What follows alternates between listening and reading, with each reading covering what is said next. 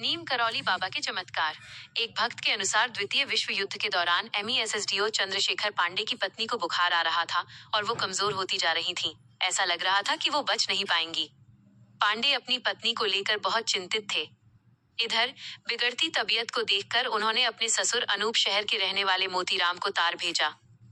इस खबर से बुजुर्ग मोतीराम बहुत परेशान हुए और अपने गुरु मौनी बाबा के पास गए और उनसे कहा कि हे गुरुदेव, आज मैं आपसे विनती करता हूँ कि किसी भी तरह मेरी बेटी को जीवन प्रदान करें या मेरा जीवन समाप्त कर दें। मौनी बाबा कुछ देर तक ध्यान मुद्रा में रहे और फिर बोले, केवल बाबा नीम करौली ही जीवन को बहाल करने में सक्षम हैं। तुम उनसे अपनी इच्छा पूरी करने के लिए प्रार्थना करो। इस पर अनूप शहर में मोतीराम बाबा का ध्यान करने लगे और उनसे प्रार्थना की। अंगूर के रस से जीवित हो उठी मृत महिला। इधर नीम करौली बाबा झांसी में चंद्रशेखर पांडे के घर पहुंचे और पूछा कि तुम्हारी पत्नी कैसी है।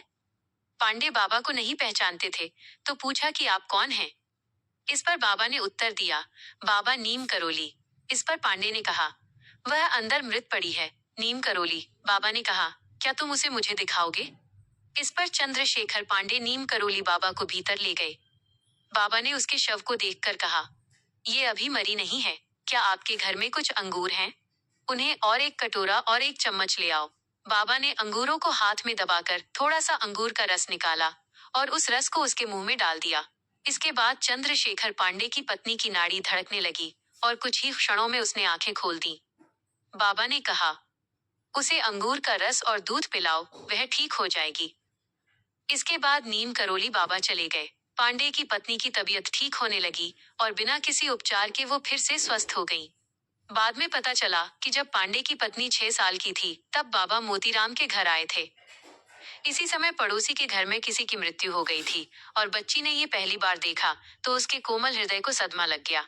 इस समय नीम करौली बाबा ने 6 साल की लड़की की कोमलता देख प्यार से कहा कि तुम्हें जो मांगना है मांग लो। उसने कहा कि बाबा, जब मैं मर जाऊं तो मुझे वापस जीवित कर देना। बाबा अपनी बात पर कायम थे, लेकिन उन्होंने उस समय कुछ नहीं कहा और अब बाबा ने लड़की यानी चंद्रशेखर पांडे की पत्नी को दिया वचन अब निभाया था। नीम करौली बाबा की कृपा का ये प्रसंग हमें एक गहन सत्य सिखाता है। बाबा केवल शरीर ही नहीं बल्कि कर्म, संस्कार और वचन के भी संरक्षक हैं। वर्षों पहले एक नन्ही बच्ची ने मासूमियत में जो प्रार्थना की थी, बाबा ने उसे समय आने पर पूर्ण किया। यही उनकी दिव्यता है। जहाँ चिकित्सा हार मान ले, वहाँ करुणा और संकल्प की शक्ति चमत्कार बनकर प्रकट होती है। बाबा न तो समय से बंधे हैं न स्थान से। उनके लिए हर भक्त एक ही धड़कन है। जो सच्चे मन से पुकारे, उसके जीवन में अनदेखे मार्ग खुल जाते हैं।